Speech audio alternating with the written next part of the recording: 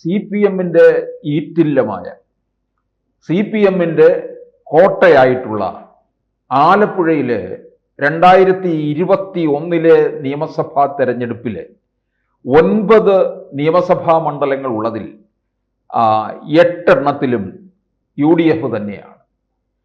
നമുക്കറിയാം എന്തുകൊണ്ടും ആലപ്പുഴയ്ക്കേറെ പ്രത്യേകതയാണ്.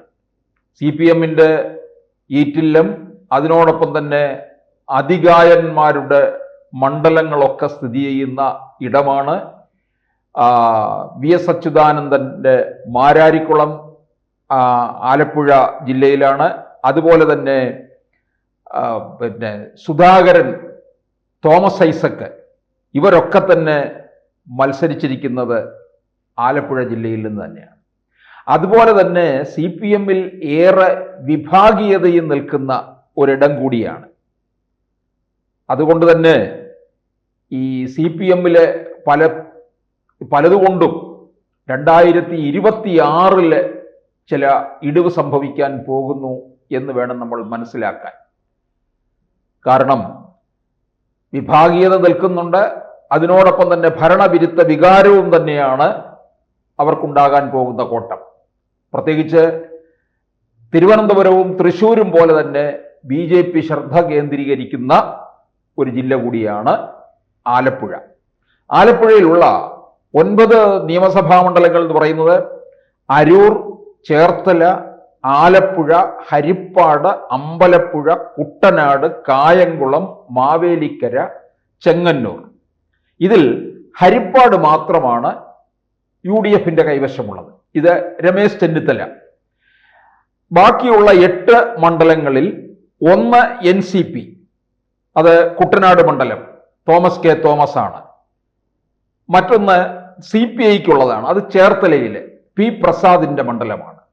കുട്ടനാട് NCP-യുടെ കാര്യം നമുക്കറിയാം, ആകെ കൂടെ പരിങ്ങലിൽ നിൽക്കുകയാണ്. ഇങ്ങനെ 2 സീറ്റുള്ളതിൽ ഒന്ന് കോഴിക്കോട് ശശീന്ദ്രനാണ്. ശശീന്ദ്രൻ അടുത്ത തവണ മത്സര രംഗത്തുണ്ടാകത്തില്ല, അത് CPM അങ്ങ് പിടിച്ചെടുക്കും. അതുപോലെ തന്നെ കുട്ടനാടും CPM പിടിച്ചെടുക്കാൻ സാധ്യത ഏറെയാണ്. ഘടകകക്ഷികളെ പലതിനെയും CPM വിഴുങ്ങും. അതുപോലെ മറ്റു പല ഘടകകക്ഷികളും ഉണ്ട്. അതെന്തായാലും ആയിക്കൊള്ളട്ടെ. ആലപ്പുഴയിൽ നമുക്കിപ്പോൾ കാണാൻ കഴിയുന്നത് ഇവർക്ക് BJP വലിയ മുന്നേറ്റം കുറിക്കുന്നു എന്നുള്ളത് CPM തന്നെ സമ്മതിച്ചിട്ടുള്ള ഒരു കാര്യമാണ്. അവിടെ ആലപ്പുഴ പാർലമെന്റ് മണ്ഡലത്തില് ആരിഫും KC വേണുഗോപാലും ശോഭാ സുരേന്ദ്രനുമായിട്ടുള്ള മത്സരത്തില് LDF-ന് സംഭവിച്ചിട്ടുള്ളത് 2019-നേക്കാൾ 2024 വന്നപ്പോൾ 8.71% വോട്ട് ഇടിവുണ്ടായി എന്നുള്ളതാണ്.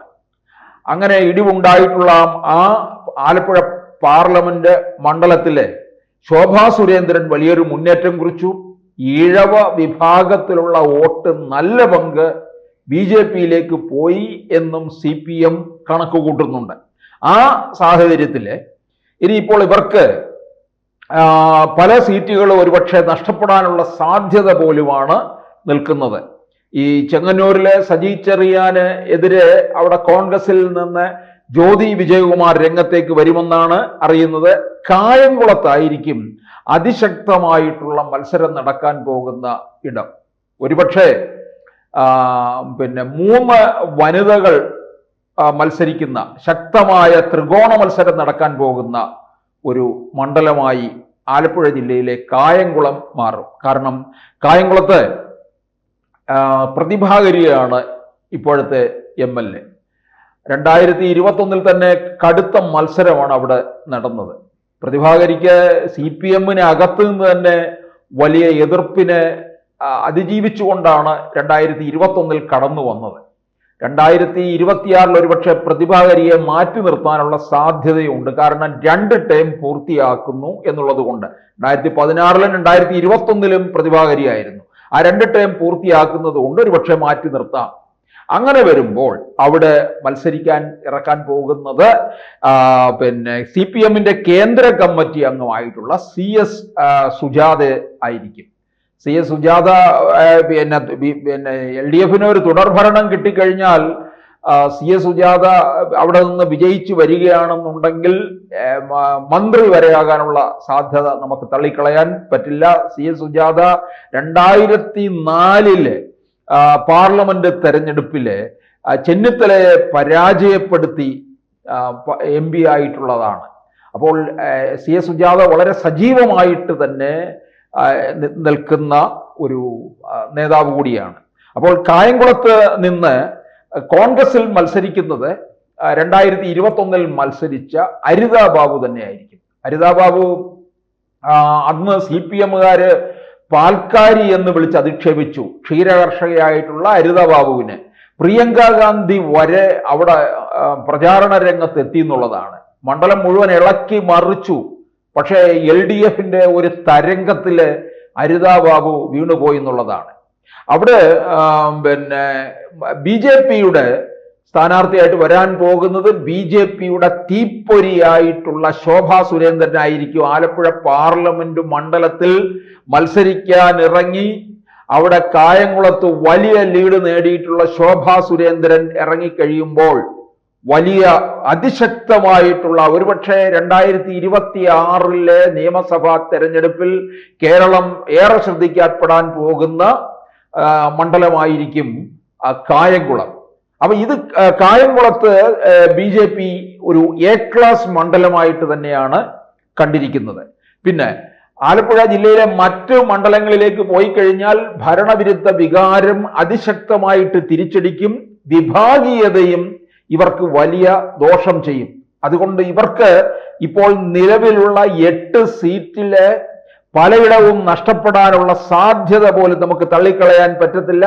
അമ്പലപ്പുഴയിലെയും സ്ഥിതി സലാമാണ്. അവിടുത്തെ MLA 2021 സുധാകരനെ മാറ്റി നിർത്തി. സുധാകരൻ ആലപ്പുഴയിലെ CPM-ന് എതിരായിട്ടെന്നല്ല, CPM-ലെ പല പല കോട്ടങ്ങളെ കുറിച്ചും അതിശക്തമായിട്ട് വിയോജിപ്പ് രേഖപ്പെടുത്തിക്കൊണ്ടിരിക്കുകയാണ് സുധാകരൻ. അത് പാർട്ടിക്ക് വലിയ ദോഷം തന്നെ ചെയ്യും. അത് തെരഞ്ഞെടുപ്പിനെയും അത് ബാധിക്കും എന്നുള്ളത് ഉറപ്പാണ്. അതുപോലെ തന്നെ കുട്ടനാട് മണ്ഡലവും, കുട്ടനാട്ടിലും BJP നോട്ടമിട്ടിരിക്കുന്ന ഒരു മണ്ഡലം കൂടിയാണ്. ഈ ആലപ്പുഴയുടെയും കോട്ടയത്തിന്റെയും അതിർത്തി ഭാഗം കൂടിയാണ് കുട്ടനാട്. അപ്പൊ ചില മണ്ഡലങ്ങൾ എന്തായാലും ഈ CPM-ന്റെ ഈറ്റില്ലം എന്ന് പറയുന്ന ആലപ്പുഴ ജില്ലയിൽ നിന്ന് നഷ്ടപ്പെടാനുള്ള സാധ്യതയുണ്ട്.